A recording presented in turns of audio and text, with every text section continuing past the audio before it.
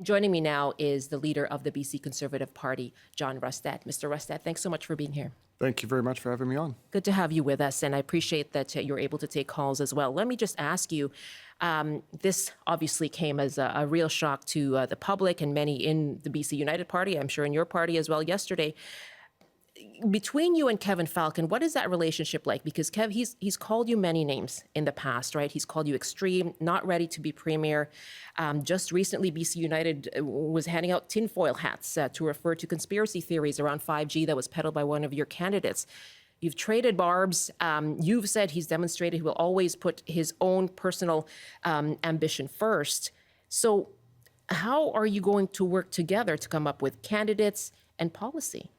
I actually don't think there'll be any problem at all, because there is one thing that unites both of us, and that is we need to bring an end to the very destructive policies of David Eby and what has been happening in this province. But you disagree on pretty fundamental things. You were booted out of the BC Liberal caucus in 2022 because of posting a social media post that cast doubt on climate change science. You were asked about this yesterday at the news conference, and we have a clip of it now.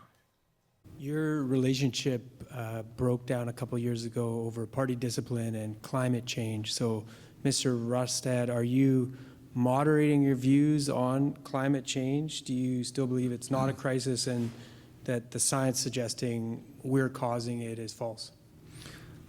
As the Conservative Party of British Columbia, we are welcoming this opportunity to be able to work with the United Party. As I have said all along, we're not changing our principles and the values that we stand for. We're going to continue to fight for what we think is right for the people in British Columbia. What does that answer mean? So when you look at it right now, 1 in 3 people in this province are looking at leaving British Columbia. Because of climate change? 1 in 3 people can't live in this province, and they were looking to try to build a future. 1 in 2 youth are looking to leave British Columbia. There's a problem in British Columbia. It is unaffordable. You can't find housing. We have a huge problem with drugs and with crime. And people are saying, why would I stay here? I can't raise a family here. I can't afford to live here. Okay. That is what is wrong, and that's what we need to be focused on. Is climate change a problem? Climate change is an issue. There's no question it's an issue. But we have to put that in the context of making sure that people can afford to live in British Columbia, that people can afford to raise a family here, that they can build a future here. Is climate change human-caused? There's no question that human is having an impact on it. There's no question in terms of that.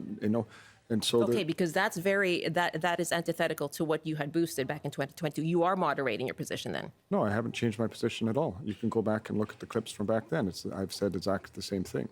The issue here is that people are struggling, and we need a government that's going to focus on trying to make sure that they can have a good quality of life here in British Columbia. Okay, so you're saying now you believe climate change has been caused by human activity, yes? I'm saying that humans have contributed to climate change, yes. Okay, is it at a crisis level? It is not at a crisis level. There are many more things that I think are far more important. When people can't put food on the table, that's a big issue. And as a province, quite frankly, we should be concerned about that. When people can hardly afford to be able to pay the rent, when they can't have a dream of being able to ever own a home, when they're looking at leaving this province, those are big issues. What about the cost of fighting fires, fighting wildfires? BC's provincial budget has expended money toward fighting wildfires. That is a critical issue. It's repeating and getting worse. Of course, last year was the worst that BC has seen. People are evacuated from their communities. You've lost communities like Lytton. Is that not a crisis? It certainly is a big issue, and it does need to be addressed. And I don't think government is doing a good job in terms of fighting fires. But we have a premier today that believes that taxing people into poverty is going to change the weather. And I'm sorry, that is not right. What would be your solutions for climate change? So what we need to be thinking about, like I say, is being able to make sure all of our decisions are about how we improve lives. One of the things that I've came out with in terms of our policy is we only procure 34% of the food we consume from BC. 2/3 of our food comes from outside of our borders. That leaves our people vulnerable. We need to be looking at it, especially from a perspective of our changing climate. How do we make sure we look after our own people in BC? How do we look at doubling agriculture production? How do we make sure we manage water much better?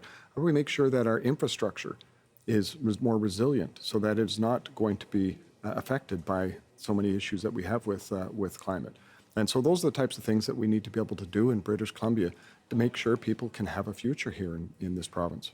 John Rustad is with me, leader of the BC Conservative Party, taking your calls. 1-800-825-5950, 604-669-3733. What is your question for the leader of the BC Conservatives? Finn is on the line in Surrey. Hi, Finn. Hi. Welcome. What's your question? So my question for Mr. Rustad is, in light of BC United bowing out of the race, you've been quick to describe the Conservatives as a big tent party for anyone who disagrees with the NDP. So my question for you, is there room for folks in the party who may have disagreements with the NDP, but believe in the importance of addressing the looming threat of climate change, believe that LGBTQ citizens of all ages should be treated with dignity and respect, or that COVID doesn't come from 5G towers? Because frankly, all I've heard from the statements from yourself and the party are a complete capitulation to the most far-right and conspiratorial fringes of the province. Has anything really changed with your party? So one of the things that I would say to this particular viewer is we've been actually working with Andrew Weaver, the former leader of the Green Party, who's won the Nobel Prize as part of this. And he is very excited about working with us on our policies and our approach that we want to do around energy generation and how we want to address these sort of issues in BC. We've had many people from across the spectrum, political spectrum, join our party.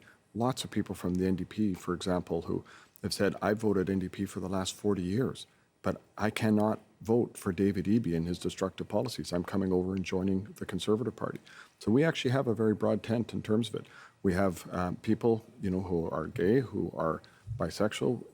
Our policies and approaches are very open in terms of people and from right across the spectrum. But you want to remove the SOGI 123 resource. So what I am opposed to is I'm opposed to the sexualization of kids in our schools and the material that's there.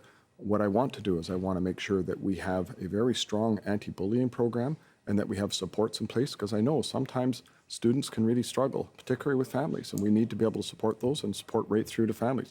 And what SOGI has become is a lightning rod, denying parents their rights to be able to understand what's going on with their child in a school. That to me is wrong. Parents have rights. Parents have rights, LGBTQ people have rights as well, and SOGI has been described, it is a resource that promotes inclusivity. That says simply, it's not sexualization, they would say this is a resource that says people exist.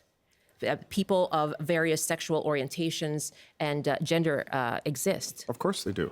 Of course they do. So why not support a policy that simply promotes inclusivity of that? Because that policy has led to materials in schools which, quite frankly, I could not say on air. You would have to censor it.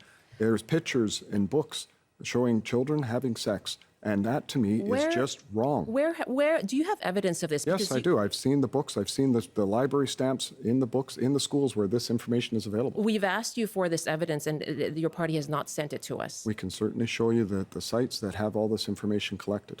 Okay, we would like to do that in order to be able to see the evidence to back up your claim. For example, there's a group in Surrey that has tried to recall the education minister that has a tremendous amount of that material available. And so all you have to do is have a look at that site, that alone. We'll give you all that material that you need to see. We read information in the legislature directly from a book from a school in library, and we were called out and said that was unparliamentary. Cam is our next caller now in Cobble Hill. I want to make sure we get some callers in too. Hi, Cam. Hello, yes. Yeah, I'm a placer miner, and I planned to mine this year, but needless to say, it isn't happening because I've waited nearly a year for permits. The Minister of Mines I've sent letters to. I've gone to the Parliament buildings with letters, get nowhere. And a lot of this is driven by an indigenous agenda.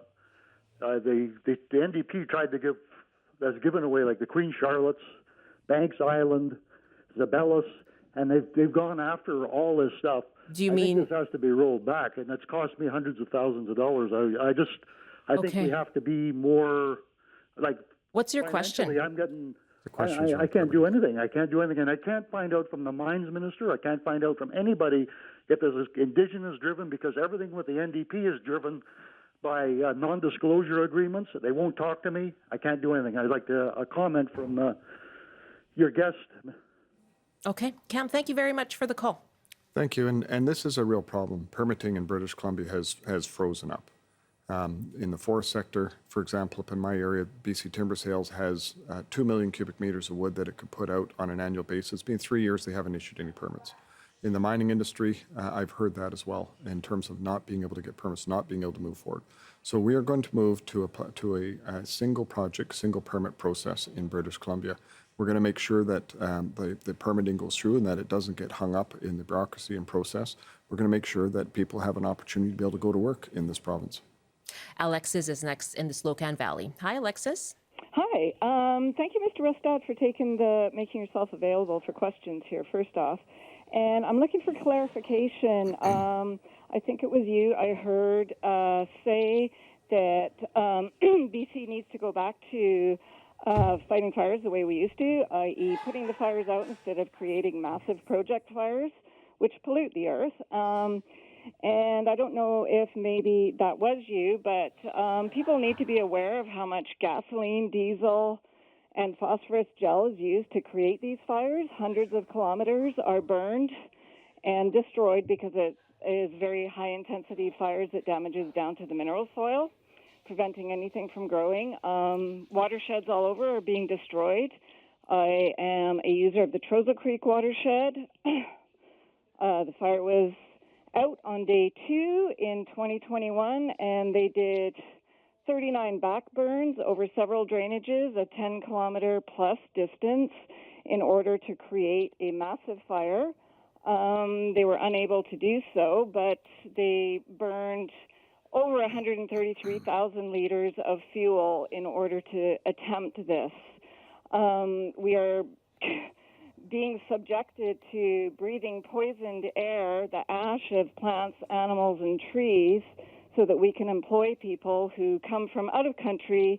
It's on taxpayers' dime. They're all expenses paid to come here with guaranteed 80 days of work. And when they return home to their country, they are guaranteed an EI-based program from Canada. And they are employed over local subcontractors. Okay, so Alexis, you're talking about these burns, right? Is that what I'm? The Land Fire Service is continually saying we have been too good at putting out fires, and we need to go back to being too good at putting out fires. And I hope that's part of your mandate. Okay, thank you, Alexis. So I'll give you a couple of examples. I was just up in Smithers a few weeks ago, and a wildfire broke out in an area up in the mountains. You know, sparsely populated, hard to get to area. And it was reported to the Ministry of Forest. The Ministry of Forest said, well, we don't happen to have anybody in the area, so we're just going to let it burn. In my area last year, when there was wildfires, they fought hard to contain the fires. They got them contained. And then, of course, there was the fires down south, and they had to reallocate crews, and that's fine. The local crews wanted to stay and fight the fire. They wanted to stay and get the hot spots out. And government stood them down and said, no, you're not allowed to do that. The winds picked up, those fires jumped the guard, and people lost buildings. To me, the way we are fighting fires in this province is wrong. We need to be taking a very different approach. But it's also important to know that the landscape has changed, both because things are warmer, but also because we got very good at putting out fires back in the 50s, and that allowed trees to get a lot older than they normally get. The fuel loads have built up. And so when you have fires, you have very big fires. And so we actually need to look at using fire as a tool on the landscape, but there's many other things we need to do to be able to change and have a better opportunity to be able to reduce the impacts of wildfires in BC. Alexis, thank you. And Colton is next at Campbell River. Hi, Colton. What's your question for John Rustad? Hi, John. Rather than Campbell River here. I have a question about, honestly, the makings of your party, because we've seen this time and time again in British Columbia. We've seen the social credit move to the BC Liberals, and now we've seen the BC Liberals obviously have a very botched rebranding go to BC United, and now the Conservatives are the big guy in the room and a huge contender for the next government in this province. But my question is that it's been so ugly over the past few weeks and even years between your party and Kevin Falcon's party. Like, it's one thing to be a fragmented opposition and to be totally against New Democrat policies, but how are you going to work together with each other? Because I know for a very fact that there are some MLAs from BC United that will just not see eye to eye with this new vision of conservatism in this province. A lot of people are looking at this, frankly, the way Alberta united their conservative parties. How are you going to work together and put egos aside and get to work for everyday British Columbians? Thank you for that question. And I can tell you, politics can often be described as a blood sport. I mean, it can be vicious at times. You know, you're in it, you're in the fight until you're not in the fight.